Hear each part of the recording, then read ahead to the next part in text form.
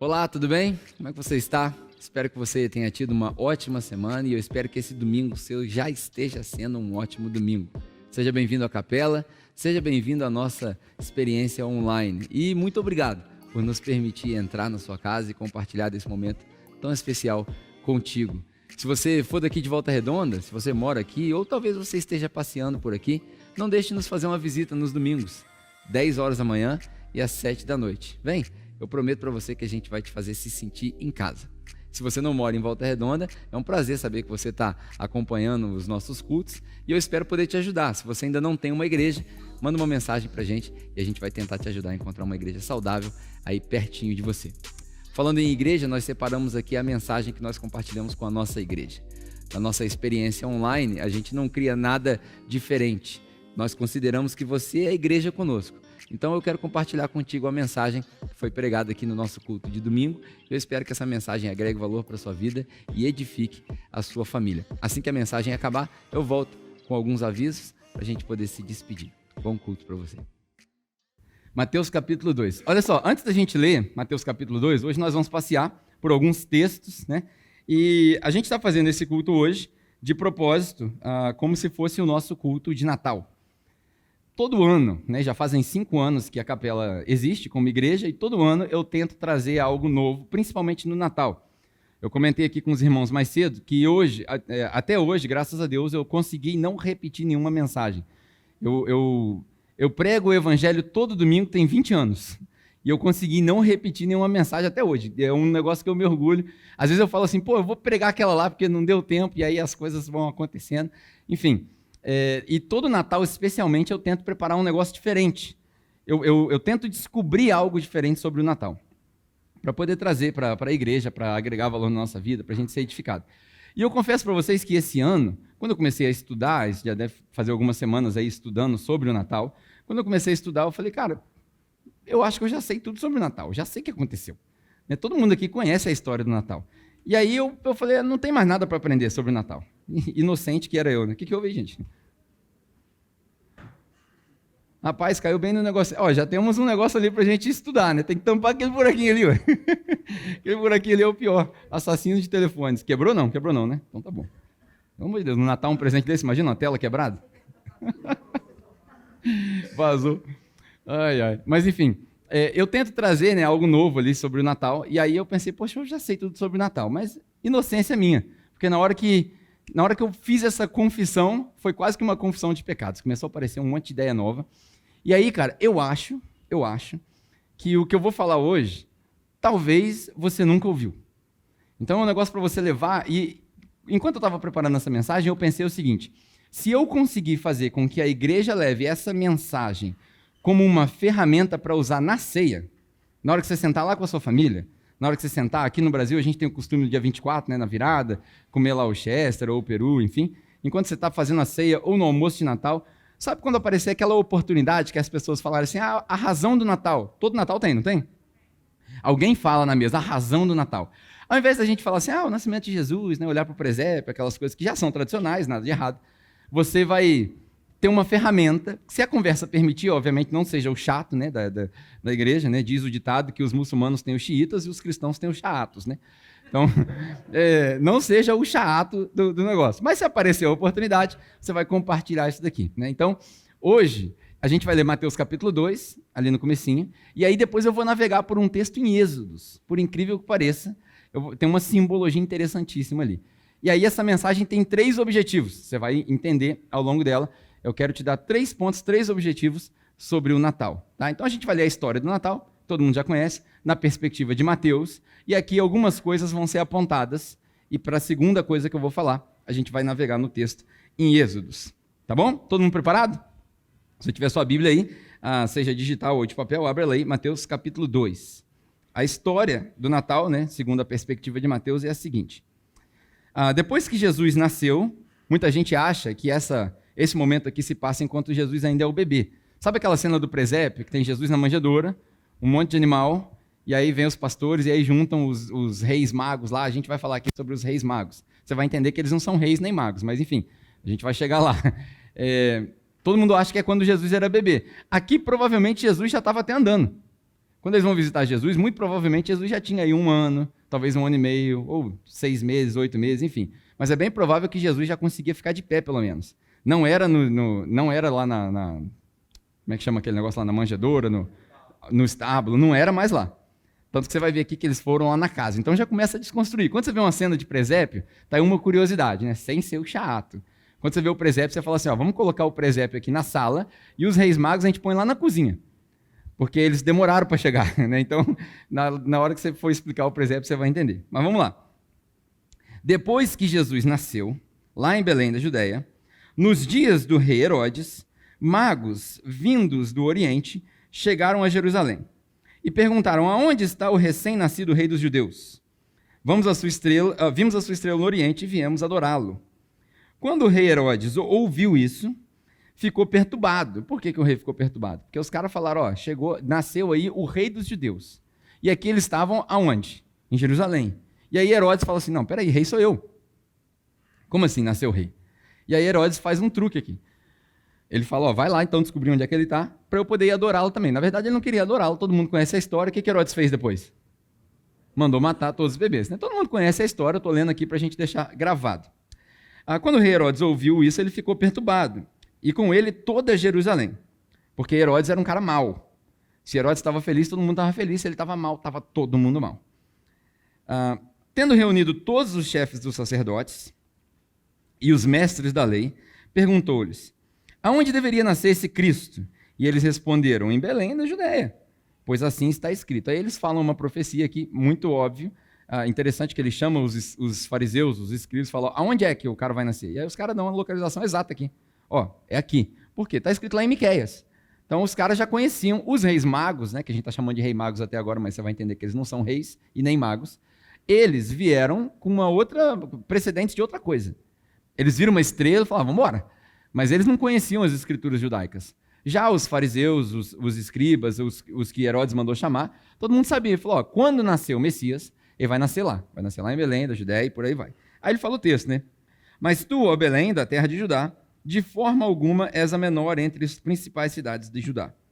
Pois de ti virá o líder que, como pastor, conduzirá Israel, o meu povo. Então Herodes chamou os magos secretamente e informou-se com eles a respeito do tempo em que a estrela tinha aparecido. O que isso quer dizer? Herodes queria saber assim, ó, quanto tempo faz que vocês viram essa estrela aí? Porque Herodes queria saber se esse rei já tinha crescido ou não. Faz quanto tempo vocês viram? Aí eles falam, ó, a gente viu, deve ter aí uns 2 meses, 3 meses. Porque você precisa lembrar que eles vieram de longe. Hoje, se você for em Jerusalém, no topo das montanhas de Jerusalém, que é muito provavelmente onde eles se encontraram, lembra quando a gente tem as referências, o templo está no topo, eles subiam as escadarias do templo, nos salmos e por aí vai.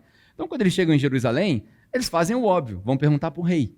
Aí eles vão lá no palácio do rei e falam, rei, onde é que onde é que nasceu Jesus aí? Onde é que nasceu o Messias? Né? Jesus, eles não sabiam o nome.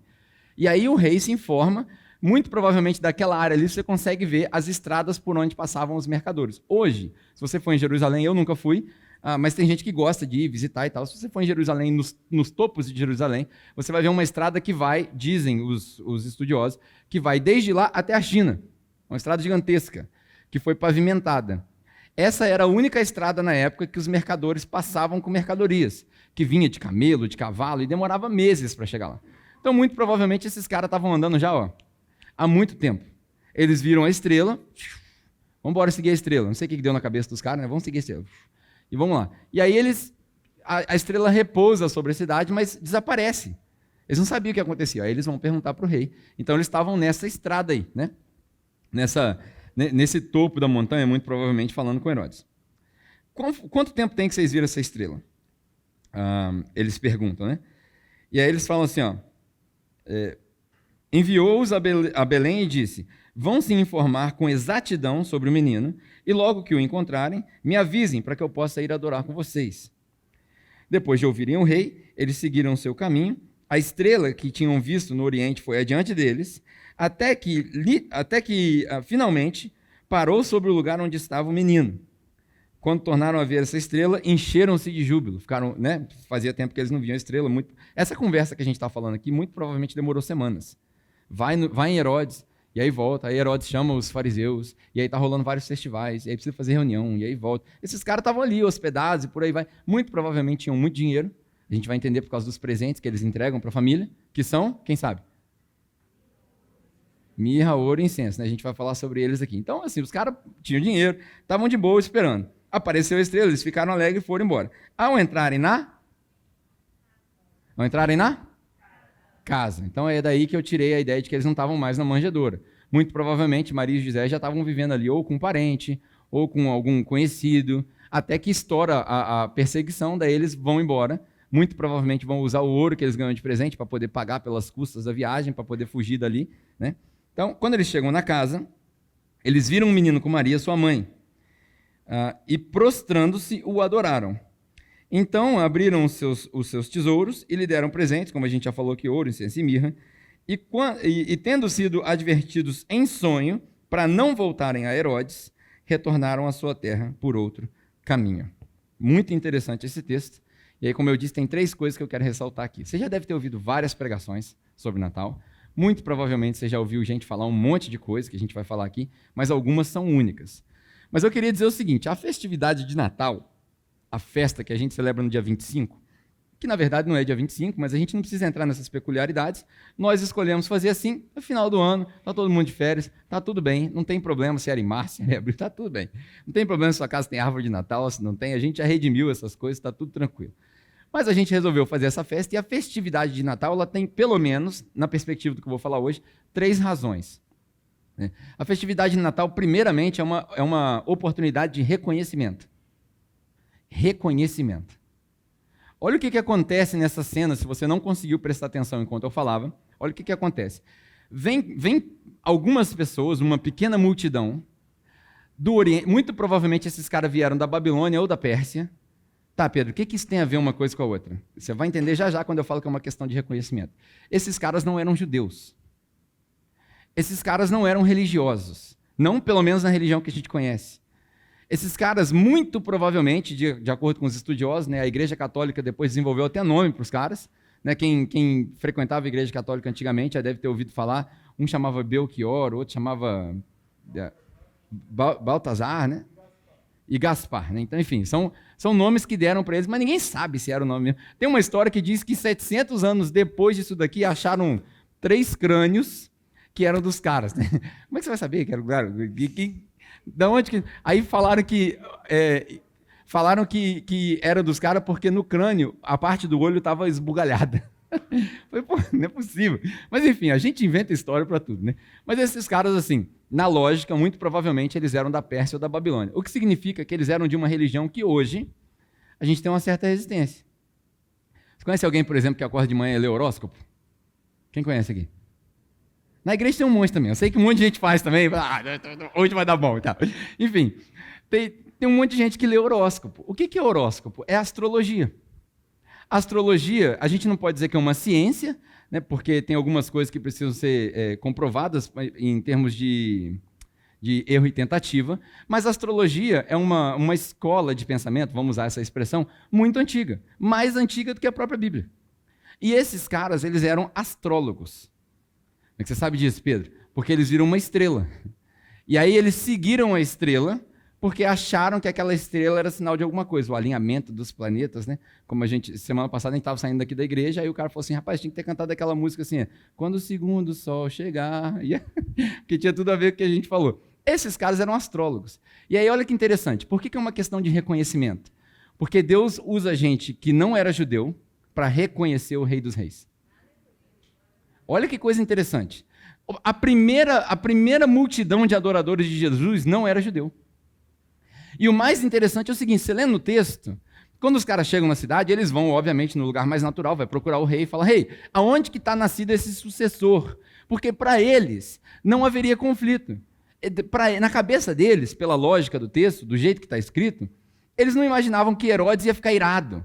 Até porque, muito provavelmente, eles nem sabiam muito sobre Herodes. A Pérsia e a Babilônia estavam do lado de lá. A Pérsia já tinha escravizado o povo judeu há muito tempo. Foi um dos exílios pelos quais o povo judeu passou. A Babilônia também foi o último, antes de Roma. Então, assim, a relação já tinha acabado. Só que o povo foi carregando as coisas daquela cultura.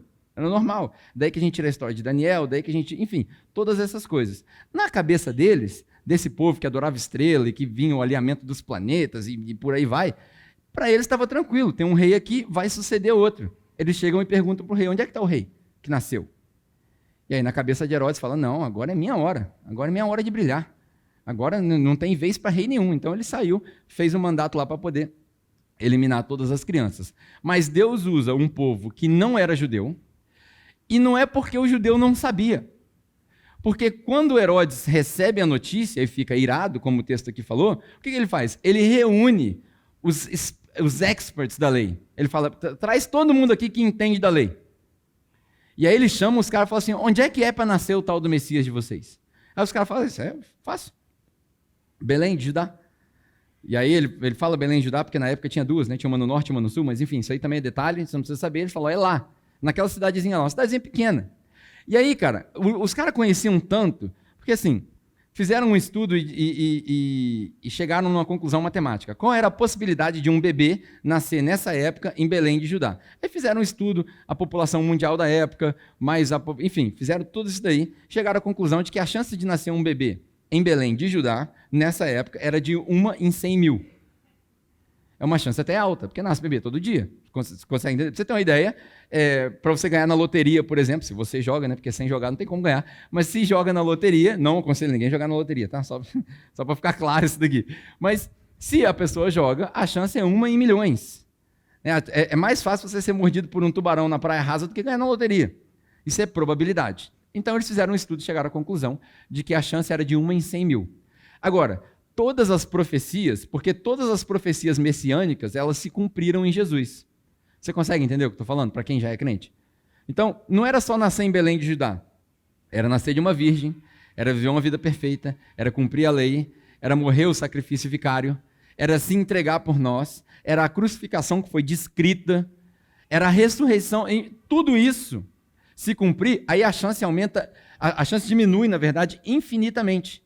Então, a probabilidade dos caras estarem certos pelo texto que ele usa era altíssima. Daí Herodes fala assim, beleza, já que é em Belém de Judá, vai lá. Daí ele chama os magos, né, os astrólogos que vieram, muito provavelmente uma carreata, uma passeata, e aí muita gente, né, carreata não porque não tinha carro, né, naquela época, mas, enfim, um monte de gente com camelo, com cavalo, falou, vocês, Jesus está lá em Belém de Judá. Você imagina, vamos imaginar um número assim, um número considerável. Vamos imaginar que tinha 1.000 pessoas. 1.000 pessoas. Entre os astrólogos, as esposas dos astrólogos, as crianças, os camelos, os cavalos, os servos. Vamos imaginar 1.000 pessoas. Pra você ter uma ideia de proporção, o povo de Israel tinha 2 milhões de homens no deserto. Se você somar mulheres e crianças e por aí vai, dava mais ou menos 6 milhões. Então vamos chutar aí 1.000 pessoas, tinha 1.000 pessoas. Você imagina 1.000 pessoas chegando em Pinheiral.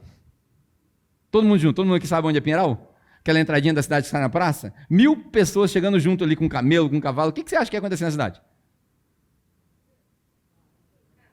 Gente, vocês nunca pregaram na rua em Pinheiral, não? Vocês nunca participaram de atividade? A atividade da igreja em Pinheiral é assim, vai todo mundo para a praça, põe 2 caixas de som, a cidade inteira ouve. A pregação fica mais alta que o trem. O trem passa ali do lado, todo mundo ouve.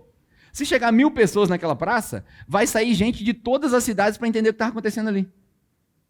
E aí foi isso exatamente que acontece. Chega os caras lá e falam, viemos procurar Jesus, até que quando eles chegam perto da cidade, a estrela aparece de novo e repousa atrás de uma casa. Daí eles vão para casa e lá eles encontram Jesus. Então, o primeiro ponto que você precisa entender, primeira coisa que você precisa entender, a festividade de Natal é uma oportunidade de reconhecimento.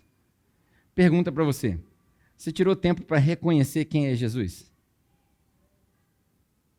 No Natal, quando a gente para comprar presente, festejar com a família, você parou para se prostrar como os astrólogos se prostraram e falou assim, cara, é nascido o Rei dos Reis. Você parou para meditar nos textos que o anjo aparece para Maria e fala assim, ó, vai nascer de você o Messias. Uma criança que representa Deus conosco. Você parou para pensar no privilégio que nós temos? Porque a gente não está vendo só o nascimento. A gente viu o nascimento, a vida, a morte e a ressurreição de Jesus. Então a gente pode parar na mesa de Natal hoje e falar assim, cara, há 2.000 anos atrás, ou 2.020 e poucos anos atrás, Jesus apareceu com uma proposta. Hoje, ele já aparece como uma resposta. Está entendendo? A resposta das nossas questões existenciais está em Jesus. Ele é o que vocês esperam. Tanto que Deus usou gente lá do Oriente, gente que escravizou o povo judeu, gente que sabia que esse aí era a raiz de Davi. Presta bastante atenção. Deus pegou os caras que escravizaram o povo para adorar aquele que veio do povo. Olha que doideira. Deus tirou o povo da Babilônia e lá da Pérsia para poder botar na frente de uma criança. E essa criança que mal conseguia andar, eles se ajoelham ali diante dele e adoram a Jesus. Você tirou um tempo para fazer isso? Na hora que você montou o seu presépio lá na sua casa, você prestou atenção no que está acontecendo naquela cena? Quando a gente lê Romanos, que a criação anseia pela manifestação dos filhos de Deus, você parou para pensar que ali, pelo menos de acordo com o presépio, né, porque a maioria das pessoas sabe mais do Natal, sabe mais a respeito do Natal quando olha para o presépio e vê cartão postal do que quando lê Bíblia. Mas você parou para pensar que ali tem cavalo, tem burro, tem galinha, tem cordeiro, tem toda a criação parada no momento exato, falando, esse é o Filho de Deus. Esse aí é Deus conosco. Deus está comigo. Deus está contigo. Não tem mais razão para a gente passar pela vida com dúvida, com medo, com ansiedade, sem resposta para as coisas, porque Deus está sempre contigo. Não tem mais razão para isso. E a gente, às vezes, esquece do Natal. A primeira coisa que eu quero compartilhar com vocês é essa. A festividade de Natal é uma oportunidade de reconhecimento. A segunda, a festividade de Natal é uma oportunidade de reverência. Reverência é um negócio que a gente perdeu nos nossos dias e que a gente deveria retomar. Porque o que é reverência? Reverência é respeito. Reverência é você se dobrar e falar assim, cara, nada em mim é maior do que o que eu estou tendo reverência por. Nada dentro de mim é maior ou melhor do que a quem eu estou me prostrando. E aí eu quero ler com vocês um negócio que eu acho, é isso que eu falei que eu acho que ninguém nunca viu. Eu procurei, eu fucei e eu acho que ninguém nunca viu, nem ninguém nunca pregou.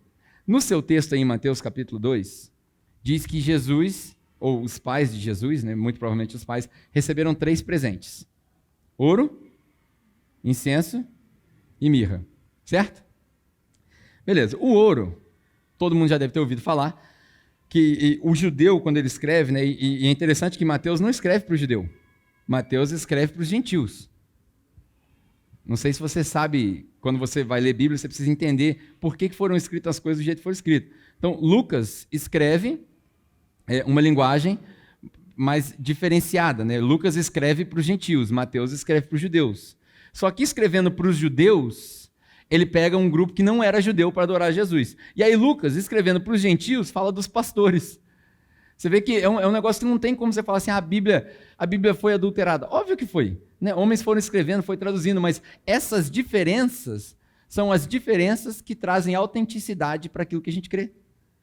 Se não fosse isso, se fosse tudo combinado, a gente não ia perceber. Mas aqui você já deve ter ouvido dizer, por exemplo, que o ouro simbolizava a realeza de Jesus. Quando eles entregam um pote de ouro, ou seja lá o que for de ouro, para os pais de Jesus, eles estão querendo dizer, esse aí é o rei. Toda vez que você ia visitar um rei naquela época, você levava ouro, você levava metais preciosos. Qualquer seriado que você assistir de antiguidade, você assistir os Vikings, o Game of Thrones, sei lá, qualquer seriado que você assistir, você vai ver que quando alguém vem visitar um rei, traz algo precioso. Davi mesmo falava isso, quando Davi falava para Deus, como que eu vou chegar próximo de Deus sem nada que me custe? Quando ele volta com a arca para dentro da cidade, ele fala, cara, eu tenho que dar algo que me custe para Deus. Então o ouro significa a realeza. Isso daqui são os astrólogos dizendo o seguinte, o rei chegou, o rei está na minha frente. Eu vim trazer aqui um presente para o rei. E é interessante você entender também que no Antigo Testamento, você precisa lembrar que Mateus ainda é Antigo Testamento, amém? Você sabia disso, não? A maioria das pessoas não sabe disso. A maioria das pessoas vê antes de Mateus, que é o primeiro evangelho, que na verdade também não é o primeiro é Marcos, mas aqui na Bíblia está escrito Mateus, Marcos, Lucas e João. E aí, entre o Antigo e o Novo Testamento, tem algumas páginas em branco na maioria das Bíblias, e aí as pessoas acham que o Novo Testamento começa ali, mas não começa. O Novo Testamento começa em Atos capítulo 2. Porque até Atos capítulo 1 ainda está contando a história de Jesus, da ressurreição. E testamento significa o seguinte: só vale quando a pessoa que escreveu o testamento morre. Você consegue entender isso? Então, depois que Jesus morreu, começa. É por isso que nos evangelhos você não vai encontrar Jesus quebrando a lei. Por isso que a gente fala que ele veio para cumprir e não para abolir a lei. Jesus está aqui, ó, e aí ele vai, obedece tudo que tem que obedecer. Depois começa a valer uma nova aliança. Depois começa a valer um novo testamento. Então, aqui ainda no Antigo Testamento, você precisa entender que Deus fazia a gestão do povo dele com 3 figuras. 3 figuras eram importantíssimas na gestão do povo de Deus. Hoje a gente vive numa república no Brasil. Então, no Brasil, aqui numa república federativa, a gente tem vários estados, a gente tem presidentes, senadores, ministros, governadores, deputados, vereadores. Se juntar tudo numa caixinha só não vale nada, mas enfim, é o que a gente tem, né? É o jeito que a gente governa. Deus não governava assim o povo dele. Enquanto ainda era uma teocracia, enquanto Deus ainda governava, né? Você lembra da história de Saul, por exemplo? O povo chega para Deus e fala assim: Deus, nós queremos um rei, como todas as outras nações. Todo mundo aqui conhece essa história? Aí eles vão e elegem Saul lá, porque Saul era o mais alto, mais bonito, e por aí vai. Ali começa a decadência. E aí ali Deus institui essa ordem, essa trindade. Né? Curioso que tudo é 3, né? Se Deus é 3 em 1 e a gestão do povo era em 3. Funcionava com o rei, o sacerdote e o profeta. Essas 3 figuras existem ao longo do Antigo Testamento inteiro. O rei, o sacerdote e o profeta. O rei era o executivo, o sacerdote era o legislativo, e assim vai. Por quê? Porque o sacerdote era a intercessão do povo entre Deus, o rei era o que executava as ordens, e o profeta era o que chamava atenção quando o sacerdote e o rei estavam fazendo errado. Você lembra de Davi, por exemplo, quando Davi vai lá e mata o esposo de Betseba lá, e aí chega um profeta para ele e fala assim: Davi, o que você faria com um cara que tivesse feito isso, isso e isso? Aí Davi fala: eu mandava matar. Então, é você que eu estou falando. É o profeta. O profeta tinha essa função de ir corrigindo o rei, de ir corrigindo o sacerdote e por aí vai. Aqui, nesses 3 presentes, a gente vê o rei, o sacerdote e o profeta. A gente vê o rei quando ele recebe ouro, a gente vê o sacerdote quando ele recebe incenso, porque o que era o incenso? O incenso no Antigo Testamento, o cheiro do incenso, ele era o símbolo da presença do Espírito Santo. Então, quando eu entrava para fazer o sacrifício, não sei se você sabe, se você lê o Antigo Testamento, você vai ver, incenso rolava o tempo inteiro. De manhã acendia um incenso no templo, de noite acendia outro incenso no templo. Vai fazer oferta, tinha outro incenso. E era um incenso preparado de uma maneira especial, você vai ver no texto que a gente vai ler. E esse incenso simbolizava, Deus falava que era o cheiro, um aroma suave que subia das orações do povo. Amém? Todo mundo aqui já ouviu isso? Isso era o incenso. E além disso, muita gente não entende a lógica do incenso. Né? O lado espiritual, muito provavelmente é esse. Deus fala, o incenso foi feito exclusivamente para mim aqui, para poder fazer essas ofertas. Mas agora deixa eu te ajudar a pensar num negócio para você entender como é que Deus era lógico também. Você imagina 6 milhões de pessoas morando no deserto, não tem chuveiro, não tem rio para se lavar, não tem papel higiênico, tem um monte de animal junto, e aí tinha ovelha, sol, muito sol, tinha ovelha, e ovelha faz número 2 pra caramba. Você imagina o cheiro, que você não imagina a caatinga que era esse povo. Imagina você andando, 6 milhões de pessoas, hoje nós vamos andar mais 3 quilômetros, a gente vai. Amanhã nós vamos andar mais 3 quilômetros, e vai andando no deserto, e sol, e sede, e gente morre, e tem rebelião, e Deus manda abrir o chão, e cai mais gente, nasce gente, nasce. Você imagina a higienização de uma criança, você imagina como os caras tinham que economizar água de uma fonte que foi buscar no deserto, porque não tinha água, aí Moisés foi lá, bateu na rocha, todo mundo conhece a história, aí saiu a água, tinha que carregar água de baldinho em baldinho, você imagina lavar uma criança que acabou de nascer. E aí você lê o texto deles passeando pelo deserto, enquanto eles estavam nesse êxodo, passaram-se 40 anos. Nasceu muita criança em 40 anos. E aí para lavar uma criança, para fazer uma higienização, enfim, era uma caatinga danada. Quando chegava no templo, esse incenso, muito caro, a maneira que ele era preparado, não sei se você já parou para estudar, mas esse incenso, assim como a mirra, né, os dois, eles vêm de uma árvore muito, muito comum só na região da Arábia. E para fazer aquilo, você descasca um pouco da árvore, a seiva sai, e aí quando sai a seiva, eles deixam ela secar, ela cristaliza, e aí ela é colocada no fogo junto com um óleo especial para subir aquele cheiro. E aí o mais interessante, o incenso e a mirra, eles só exalam esse cheiro fantástico, maravilhoso, quando eles são amassados. Você vai ver que na hora que Deus manda fazer o incenso, ele fala assim, ó, pega essas pedrinhas e moe elas, para ficar igual sal. E coloca sal ali. Aí você vê as alegorias, por isso que Jesus fala, vocês são o... Porque o sal, naquele caso ali, purificava, mantinha ele para ele não estragar. Você é o sal da terra, para que a terra não estrague. Você é o sal da humanidade, para que a humanidade não estrague. Quando a gente olha para o cenário político, cenário econômico, sociológico, você fala assim, cara, o mundo está uma bagunça. Recentemente, né, eu não quero compartilhar de opinião partidária aqui, mas recentemente eu vi lá, aqui em Volta Redonda, vereadores aprovam um aumento do seu salário para R$12 mil em tempo de crise. Agora, ministros, sei lá quem eu publiquei lá, nem li a matéria inteira, aprovam mais um aumento. Aí você olha para o negócio desse e fala, cara, o negócio está feio demais. É por causa do sal da terra da humanidade que ainda está preservado. Somos nós. Isso não é soberba, não. Isso é saber quem você é. Quando a gente celebrou o aniversário da igreja, eu falei, a gente vai lidar com gente madura. Quem é gente madura? Quem sabe quem é e sabe o que quer. Quem é você? Você é filho de Deus, você é salvo e remido pelo sangue de Jesus, você é o sal da terra, a luz do mundo, o centro de moral. Você é o exemplo para as pessoas corruptas. É você que constrange aquele que não anda no caminho certo. E aí, quando a igreja fica em silêncio, a gente pensa, rapaz, deve ter muita gente andando no caminho errado. Às vezes eu mesmo não estou dando esse bom exemplo. Porque nós somos esse sal e essa terra. A gente vai ler sobre o incenso ali. E aí, o incenso era para isso e tinha a mirra, né? Então, eles entregam ouro, incenso e mirra. Muito provavelmente eles estão dizendo, está diante de nós uma criança que é Deus conosco, que simboliza o rei, que simboliza o sacerdote e que simboliza o profeta, tudo junto. Não é à toa que os islâmicos chamam Jesus de profeta. Muito provavelmente por causa dessa indicação. Agora, eu quero ler com vocês um texto que a grande mensagem, a grande chave dessa mensagem está aqui, Êxodos capítulo 30. Êxodos capítulo 30. Vamos orar também para Deus afinar as crianças para cantar. Eu não podia deixar passar essa. Cara. Tá todo mundo ouvindo, não tá? Todo mundo ouvindo. Coisa linda. Que coisa maravilhosa. Deus, ajuda nossas crianças. Ajuda os pais, né, que vão ouvir. Você sabe que a única mentira que Deus tolera é quando a gente fala que as crianças estão bonitas, né? Ah, tá lindo, maravilhoso. Tal. Então, no dia da cantata, a gente, todo mundo, né? Pelo menos até os 15 anos de idade, a gente tem que dar aprovação. Depois a gente pode começar a desaprovar e falar, tá errado, tá errado, tá errado. Até os 15, né? Senão a gente cria insegurança nas crianças. Vamos lá.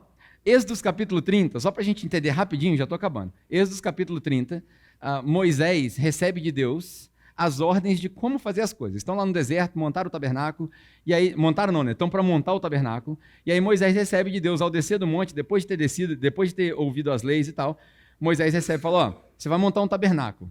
O tabernáculo vai ser da seguinte maneira, vai ter uma bacia lá para você lavar a mão, vai ter um altar para fazer a oferta lá de fora, que é para todo mundo ver, vai ter outro altar lá dentro vai ter a arca, na arca vai ficar a tábua que eu acabei de te dar, na arca vai ficar também o cajado, o templo vai ser feito com cortinas, são 10 cortinas de um lado, 10 cortinas do outro, mais cortinas na frente, outras cortinas para cobrir, o muro vai ser de tal jeito, a arca vai ser de madeira de acácia, agora eu esqueci o nome da madeira lá, peroba, sei lá o que era, enfim. A arca vai ser assim, vai ser coberta de ouro, vai ter argola, vai colocar lá um negócio que ninguém pode colocar a mão, o altar também, e o incenso também, e a bacia também. Deus dá a instrução de tudo, de tudo. E aqui vai uma dica interessante, princípios que a gente extrai do Antigo Testamento. Quando Deus se preocupa em te dar a ordem de como fazer as coisas, não se atreva a fazer diferente. Pegou? Pegou não? Dá uma pregação isso aí, não dá? Podia pregar isso daí ano que vem. Quando Deus te der a ordem para fazer as coisas, não se atreva a fazer diferente, cara. Você vai fazer um negócio diferente, vai dar errado. Teve gente que na hora que a arca começou a balançar lá no negócio, sabe o que era para acontecer? Sabe essa história, quando a arca está balançando no carrinho? O pessoal vai lá de atrevido e vai botar a mão para segurar. Só que Deus, na hora que ele falou assim, ninguém põe a mão na arca. Ninguém põe, é minha. Cara, tem várias simbologias, eu podia falar aqui. Quando ele faz a arca, olha que interessante, ele manda fazer a arca de madeira, ele manda fazer uma tampa. Essa tampa é única. E aí a tampa de ouro, ela é coberta com uma folha de ouro, né? E por cima vem 2 anjos que cobrem a arca com as asas deles. Os anjos, muito provavelmente era a alça do sumo sacerdote para poder botar a coisa lá dentro e nunca mais abrir. É a alça da parada ali. Pum, colocou ali. Presta bastante atenção, olha na simbologia. Os anjos, eles são feitos em cima da arca olhando para a tampa. Eles não olham para dentro da arca. Sabe por quê? Só o ser humano, a criação, o ápice da criação de Deus consegue entender a aliança que ele tem. Anjo não consegue entender a aliança que ele tem. Os anjos invejam a humanidade. Então, os anjos eles são feitos para olhar para a tampa. Nós recebemos as tábuas da lei quando Moisés desce, e aí Deus fala assim, vai chegar um dia que eu vou gravar a lei no coração deles. Essa tábua aí está aí à toa, é só um memorial, gente. Porque vai chegar um dia que eu vou gravar a lei no coração deles. Então os anjos, enquanto eles estão guardando o negócio, aí tem várias analogias que eu posso fazer para você. Por que é de ouro? Porque o ouro resplandece. Você sabia que no Egito antigo, os faraós, eles vestiam uma roupa que era bordada, era coberta de ouro, e eles faziam questão de, pelo menos uma vez por ano, eles saíam no dia mais ensolarado que tinha, em cima dos palácios dele, com a roupa vestida de ouro. Sabe para que era aquilo? Para o sol bater no ouro, ele resplandecer, para que eles achassem que ele era a encarnação de Deus na terra. Deus manda fazer uma arca de ouro e o anjo olha para aquilo ali para ele entender o seguinte, isso daqui brilha com uma glória incalculável, mas eu não consigo ver atrás da tampa. Esses são os anjos, agora não me lembro se é querubim ou serafim, mas enfim, que está ali, acho que é querubim, né? Que está em cima da arca ali, olhando. Então tem várias coisas que a gente podia falar. Deus dá a ordem. Se Deus deu a ordem para fazer, não faça diferente. É por isso que aqui a gente insiste na frase, nós resolvemos ser uma igreja que confia no Espírito Santo. Se o Espírito Santo falar para fazer X, nós vamos fazer X. Ah, mas eu não concordo, está diferente. Cara, felizmente quem dá a ordem aqui, o general é outro, entendeu? Não sou eu. Fala quem pode, obedece quem tem o Espírito Santo. É isso aí. Né? Então, juízo já foi. Nós recebemos o Espírito Santo, amém? Juízo foi sobre Jesus. Esse ditado aí fica no mundo, a gente fica com o Espírito Santo. Fala quem pode, obedece quem tem o Espírito Santo. Êxodos, capítulo 30. Esse texto que eu vou ler aqui, ele é uma... Eu estou dando várias dicas, tá? Depois que eu falei aqui sobre os presentes que eles ganharam, você vai entender agora por que eu fiz isso. Êxodo capítulo 30. Isso daqui é como Deus fala sobre o processo das unções. Depois que ele mandou fazer o tabernáculo, os utensílios, tudo que tem lá dentro, ele falou, agora você vai ungir. O que é ungir? Você sabe o que é ungir? Cara, tem tanta coisa para falar, eu não vou conseguir falar em 40 minutos só. Você sabe o que é ungir? Tem gente que fala assim, vamos fazer um culto para a gente ungir as pessoas. Cara, esse costume de ungir as pessoas, para curar, ungir a pessoa com óleo e tal, isso era um símbolo. Isso era um símbolo do Antigo Testamento, porque eles não conheciam o que a gente conhece. Antigamente, a cura vinha de fora para dentro. Era o curandeiro, era o que acontecesse no Antigo Testamento. Hoje, a cura vem de dentro para fora. Está entendendo? A gente já recebeu o que eles ansiavam. Então, tudo aqui é um símbolo. Isso é uma sombra. Quando Deus manda fazer o templo, quando Ele manda fazer a bacia do altar, quando Ele manda fazer o altar, quando Ele manda fazer a arca, quando Ele manda fazer a cortina. Cara, tem uma razão que a cortina tem uma borda azul, tem uma razão que a cortina tem um negocinho de ouro, tem uma razão que tem 12 pedras no peitoral do sacerdote, tem uma razão que a coroa fica em cima do turbante, tem uma razão de tudo que está escrito aqui tem uma razão. Um dia, se eu tiver paciência, eu vou fazer uma série sobre só as coisas do Antigo Testamento para a gente poder entender, para ver Jesus no Antigo Testamento. Se eu tiver paciência, um dia a gente faz isso daí. Mas tudo isso daqui é uma dica. Se você tem 2 neurônios no seu cérebro, você vai conseguir perceber agora o que a gente acabou de falar sobre os símbolos de Jesus. Vamos lá, Êxodo capítulo 30, versículo 22. Diz assim, ó. Em seguida, depois de ter dado todas essas ordens, versículo 22. Em seguida o Senhor disse a Moisés, junte as seguintes especiarias. Aí ele vai falar das medidas, né? 6 quilos de mirra líquida, a metade disso, ou seja, 3 quilos de canela, 3 quilos de cana aromática, 6 quilos de cássia, com base no peso padrão do santuário, e 1 galão de azeite de oliva. Faça com eles o óleo sagrado para as unções. Uma mistura de aromas, obra do perfumista, ou seja, não era qualquer coisa também. Tinha um cara específico que ele vai separar lá no 31, 32, ele vai separar a gente para fazer isso. O cara tinha que fazer só isso. É por isso que tinha a tribo dos levitas e as outras tribos, esses caras que estavam preocupados só com isso. Este será o óleo sagrado para as unções. use-o para ungir, aí olha só, use-o para ungir a tenda do encontro, a arca da aliança, a mesa, todos os seus utensílios, o candelabro, os seus utensílios, o altar do incenso, o altar do holocausto e todos os seus utensílios e a bacia com a sua base. Você as consagrará e serão o quê? Serão o quê? Santíssimos. Isso é um superlativo. É a mesma ideia do Santo dos Santos, o Santíssimo Lugar. Presta bastante atenção no que eu estou falando. Você consagrará e eles serão santíssimos. Eles eram comuns, madeira e ouro. Uma vez que eles foram ungidos, consagrados, eles se tornam santíssimos. Ninguém toca mais, agora é só de Deus. É separado. Ninguém encosta nesse negócio. Só pode usar para esse propósito. A bacia para lavar a mão é só para lavar a mão. O altar do holocausto é só para o holocausto. Você não me traz pomba no negócio do novilho não, que vai dar errado. É por isso que chega lá na frente, quando a gente vê os profetas menores, Deus começa a falar com os profetas. Fala, ó, vocês estão fazendo tudo errado. Vocês estão sacrificando errado. Estão fazendo, tá tudo errado. Então, bacia é para lavar a mão, altar é para fazer sacrifício, aliança é para guardar. Cada um é para uma coisa. Não mistura, não. Uma coisa é uma coisa, outra coisa é outra coisa. Já tem mais de 5.000 anos já. É esse ditado aqui. Você os consagrará, eles serão santíssimos. E tudo que neles tocar se tornará santo. Tudo que neles tocar se tornará santo. Lembra daquela mulher que estava com corrimento de sangue? E aí Jesus vai passando pela multidão e ela fala o quê? Se eu apenas tocar, eu vou me tornar? Está aí um sinônimo de santo. É inteiro. Não tem falta de nada. Deus entregou os profetas, os pastores, evangelistas, o texto de Efésios. Para quê? Para que a gente alcance a maturidade de Cristo. O que é essa maturidade? É inteira, é completa. Não tem falta de nada. O Senhor é o meu pastor? Está entendendo? Não tem falta de nada. As coisas vão fazendo volta para você perceber o que ele quer dizer. Isso daqui, cara, são vários livros no mesmo lugar, mas a mensagem é uma só. A mensagem é uma só, é a mensagem do Natal. Chegou Deus conosco. Isso tudo aqui, ó, esse livro aqui conta uma história só. Deus conosco. E aí ele continua dizendo o seguinte. Unge o Arão, que era o sacerdote, né? Os seus filhos e consagre-os para que eles sirvam como sacerdote. Diga aos israelitas, esse será o meu óleo sagrado, o meu, olha como é que Deus fala, esse é o meu óleo sagrado. Deus falando para Moisés, esse é o meu óleo sagrado para as unções, geração após geração, ou seja, não acaba, vai continuar. Aqui ele não está falando de óleo vendido ali na casa do... Aqui é o... Do quê? É do quê? Na casa do Enê. Não é esse daí. Né? Tem um outro cara que trabalha ali perto do beco das bicicletas também, ali, que vende um monte de coisa, de um monte de... Então, não é aquele óleo lá, cara. Também não é o óleo que o pessoal fala assim, o óleo de Israel, tal, que vende nas igrejas, garrafinha. Não é. Sabe por que não é? Se você fizer a conta, se você tiver curiosidade, você vai para casa e calcula quanto custa 6 quilos dessa mirra líquida, quanto custa 3 quilos da canela naquela época, que eram os tesouros dele. Faz a conta. Eu vou adiantar para você, porque você não vai fazer a conta. Você sabe quanto eles gastavam só com mirra? Só com mirra.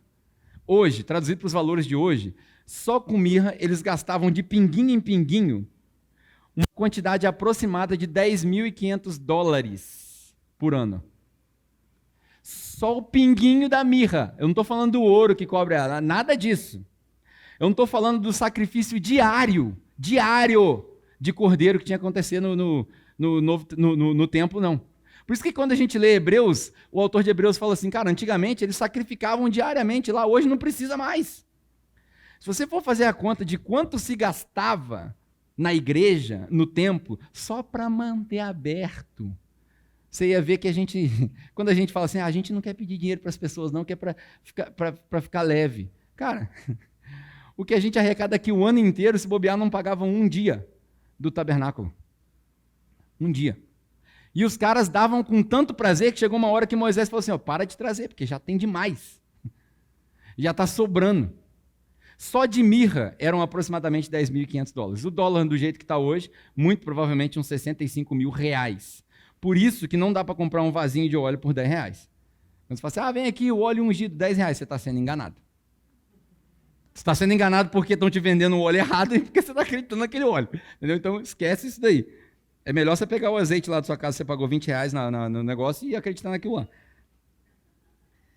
unja eles, né, unja os Arões, esse é o meu óleo.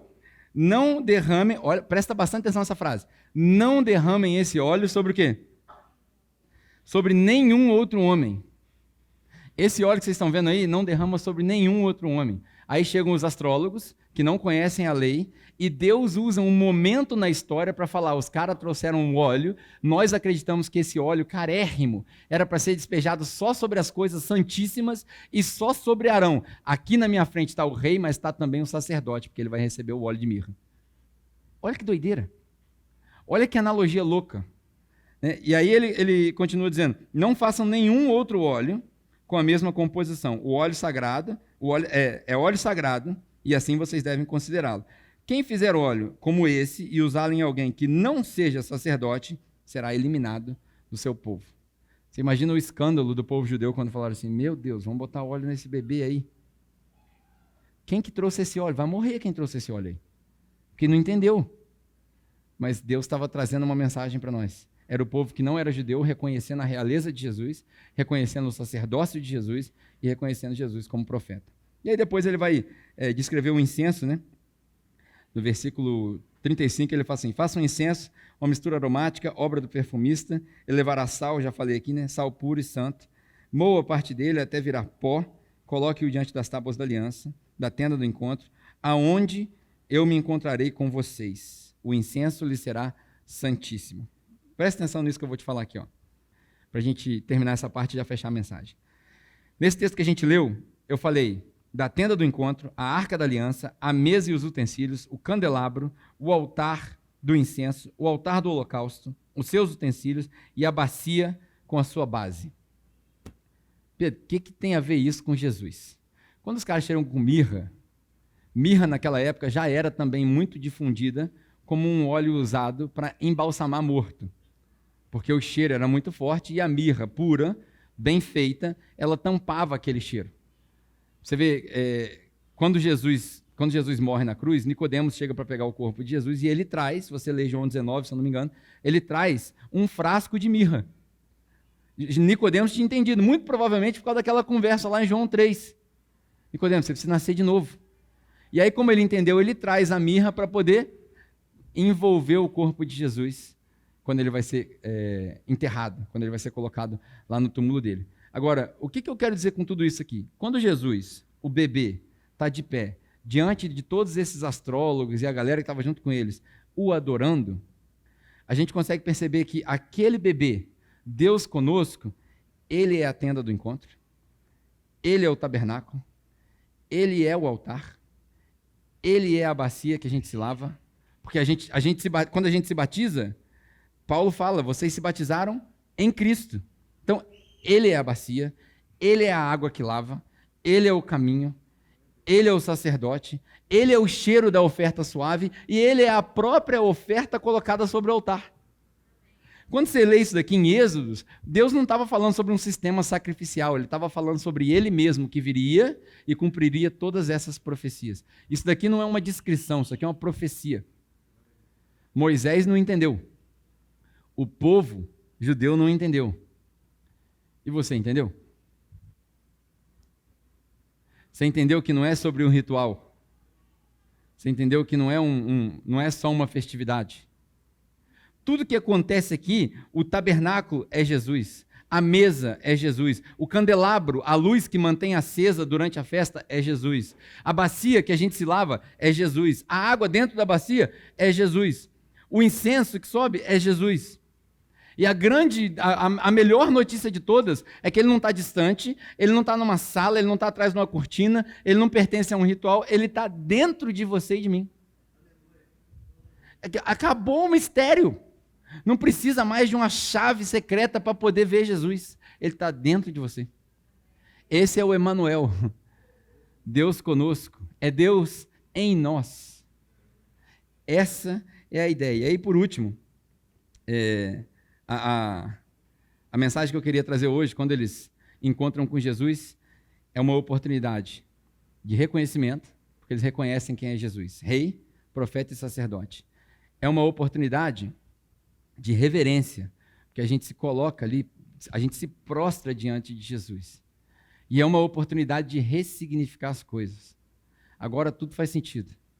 Agora o presépio, para o mundo, é só uma ilustração. Para nós, é uma foto da realidade. Agora, tudo que a gente usa como símbolo para o Natal é só um símbolo. É só um pedaço de uma festa. Para nós, é uma lembrança daquilo que Jesus fez. Para nós, tudo que a gente lê, tudo que a gente vê, Antigo e Novo Testamento, tudo isso é uma memória viva dentro de nós. Quando você tiver a oportunidade, durante a ceia de Natal, o almoço, a janta, quando você tiver a oportunidade de sentar com alguém, faz esse exercício. Abre e lê Êxodo capítulo 30. Ninguém vai entender nada. O que é isso, bacia? Aí você lê depois a mirra, o incenso e lê Mateus. Aí você mostra para a pessoa, fala assim, está aqui, ó, esse ritual todo aí que duraram milhares de anos para entender, hoje a gente entende. Isso é Deus em nós. Com essa mentalidade, para a gente terminar, eu pedi o Serginho e a Bia para apresentarem para nós uma canção que tem tudo a ver com isso. Eu ouvi um cara falando o seguinte, você vai esquecer a minha pregação amanhã, mas se você aprender uma música, você lembra ela por 10 anos. A gente lembra de coisas que a gente aprendeu na escola, cantando música, né? A música tem esse poder. Então eu pedi o Serginho e a Bia para apresentarem essa canção para a gente refletir. É uma canção de Natal, que é tradicional, né? Chega Natal, a única coisa que a gente escuta na Renner é a Simone cantando. Então é Natal, o que você fez, né? Mas não é essa que eles vão cantar. Graças a Deus, né? Mas eu quero que você preste atenção na letra dessa música, porque a letra dessa música é a cena que nós acabamos de descrever. A letra dessa música é a cena do presépio que nós acabamos de descrever. E aí depois a gente se despede e ora junto, tá bom?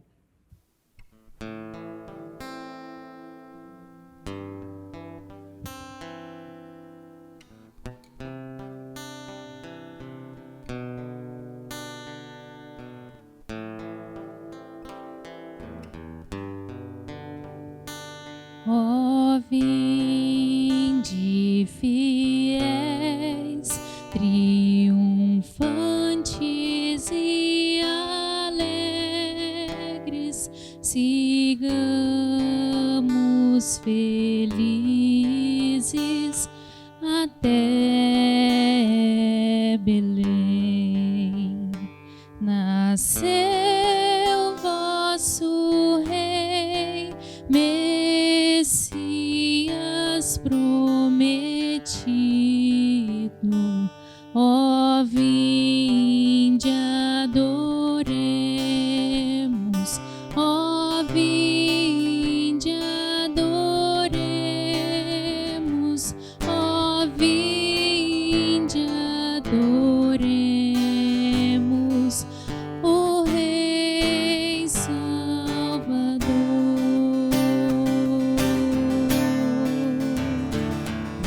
Os céus adorai-o, vós anjos em coro, e todos da terra lhe rendam. A Deus honra e glória, contentes rendamos. Ó, vinde adoremos, ó, vinde adoremos, ó, vinde adoremos ao nosso Senhor. Ó, vinde adoremos, ó, vinde adoremos, ó, vinde adoremos ao nosso Senhor.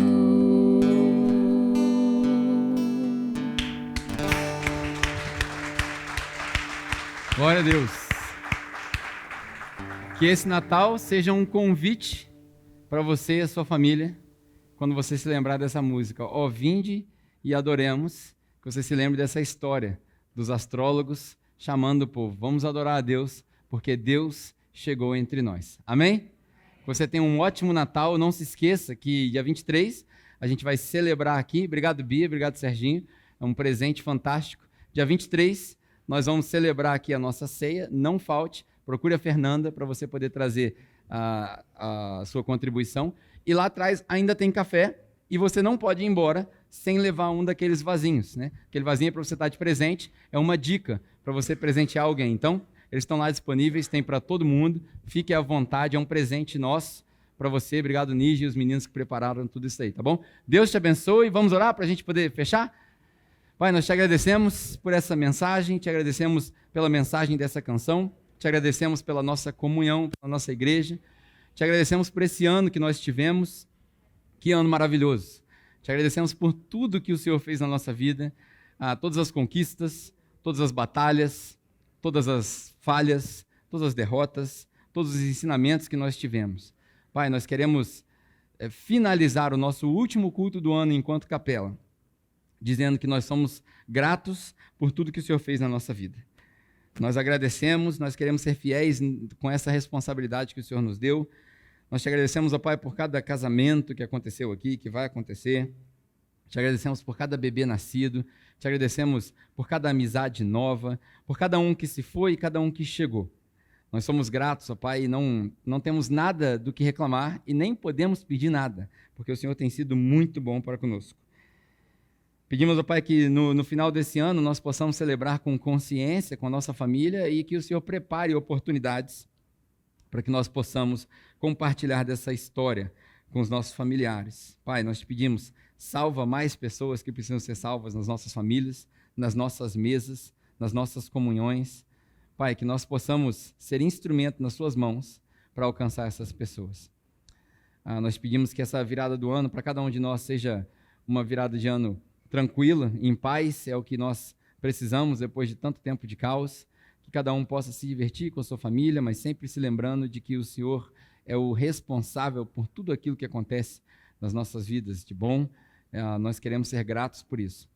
E queremos te pedir, Pai, que no começo desse ano, de 2022, nós possamos voltar com toda a corda, nós possamos voltar preparados para te servir, recarregados, ó Pai, com essas férias que muitos de nós precisamos, para que nós possamos voltar cheios do Seu Espírito Santo, para poder compartilhar das bênçãos que o Senhor tem para conosco.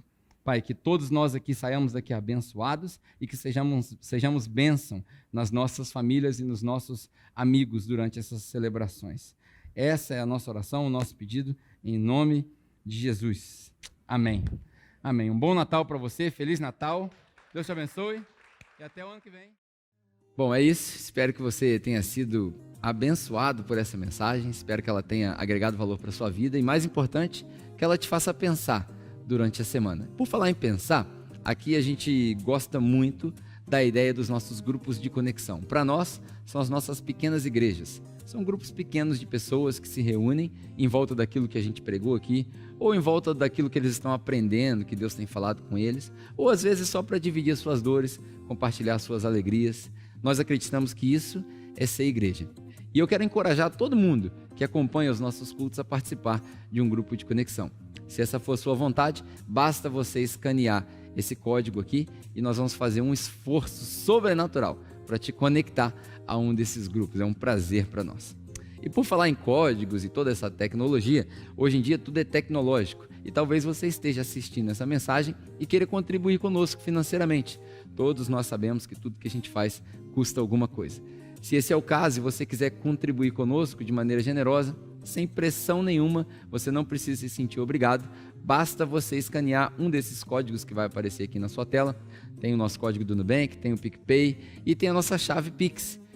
Da maneira que você escolher, a sua contribuição vai direto para a capela e vai nos ajudar a expandir a nossa missão, a continuar com a nossa missão de pregar o Evangelho online também.